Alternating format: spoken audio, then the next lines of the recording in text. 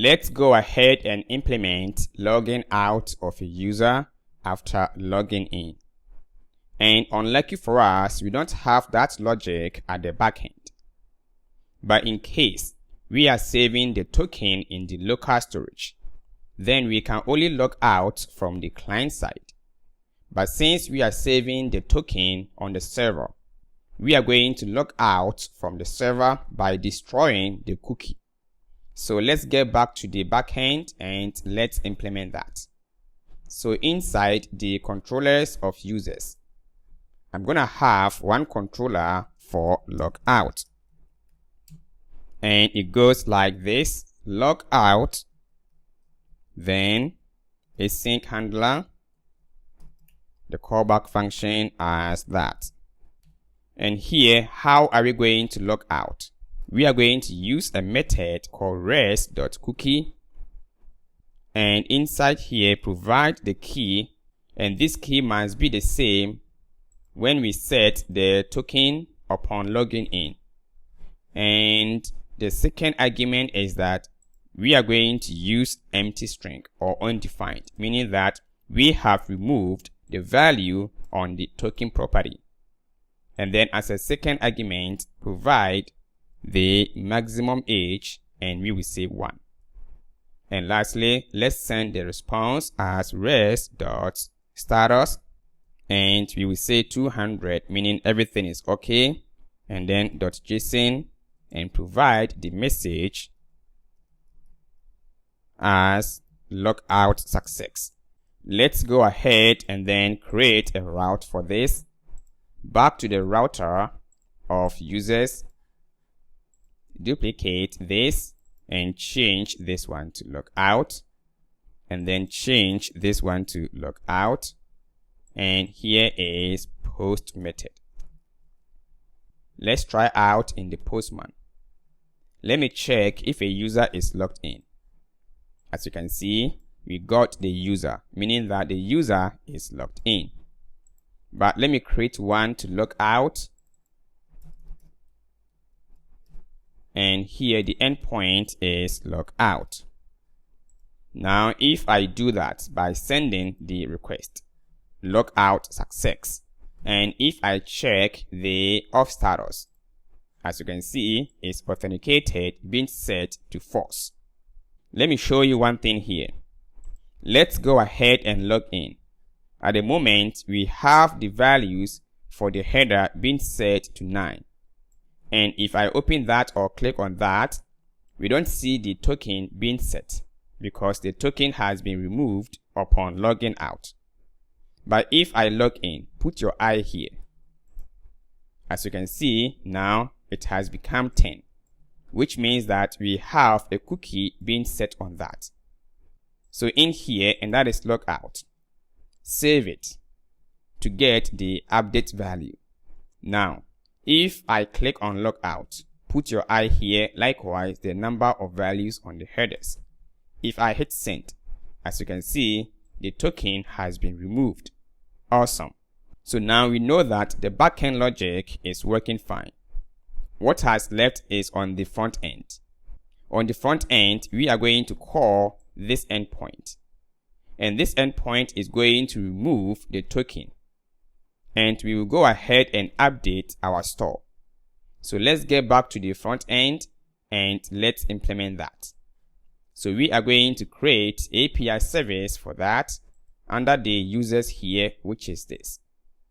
I'm going to copy this one for logging in, and down here paste that and change this one to logout, and here as logout API, and the endpoint here is logout, and it is post request. And then for this, let's provide empty payload. Where are we going to call this one? We are going to call it on the private navbar where we have this icon. So let's locate the private navbar, which is navbar and private navbar. And let's scroll down and let's locate that, which is logout, this icon. And I have a placeholder for onClick, and that is logout handler. So we are going to create that function. So here I will say logout handler, and in here we are going to call this API by using mutation from React query. To make our life easier, we are going to use the logic for logging in, which is this one. Here we will need this one only for logging in, and back here or inside the private navbar, this is where I want to use it. So let's require the use mutation and then logout API, and here change this one to logout, and change this one to logout mutation. You can name it whatever you want. So this is where we are going to call that. So in here we are going to make use of logout mutation dot mutate, and then pass in nothing. Awesome.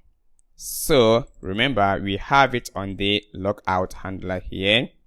So now let's refresh it, and let me go ahead and click on this, and let's refresh it. As you can see, the user is being logged out. Let's try again. If I go ahead and log in, I have the private navbar because we have the user in our store. But look here, if I click on this, even though the user is logged out, but we still see the state being having the login user unless I refresh the page before the state will be updated. Now let's see, and now we have undefined in our store. So how are we going to update our store as soon as a user logs out? So let's go ahead and also dispatch an action to update our store.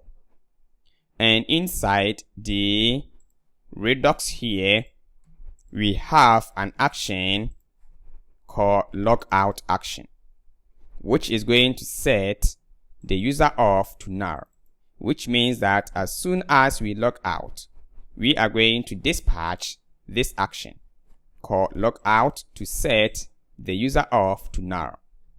So in here, we are going to use what is called mutate async.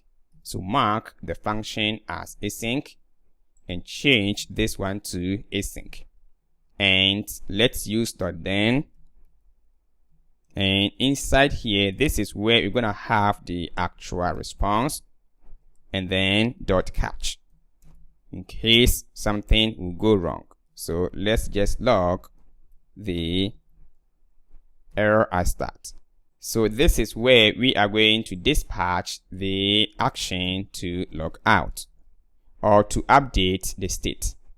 So we will need what is called use dispatch. So here as dispatch hook, which is equal to use dispatch from React Redux, which is, where is it? Use dispatch. Yeah, let me check where it is. Yeah, this one. Yeah. So here as a hook, and then assign to this variable as dispatch equal to that. So here we're gonna call dispatch and then logout action, which is from the slice, which is this, and then pass in null as our payload. Now with this one, if I log out, as you can see, the component is being updated. And if I log in again, we have that log out, it worked. And if we check in the store, we have the off logout being called, and now the state is null. So we have complete and real-world application logic for implementing authentication using Redux and React query with MERN Stack. But we have one problem, and that is not all components can be accessed by not authorized users. or not logged in users. All these components are private unless you are logged in. Likewise, the profile page, unless you are logged in. But as it stands right now, I can still access this particular component called profile. So how are we going to prevent this? This is where protecting route comes in React. Let's continue in the next video.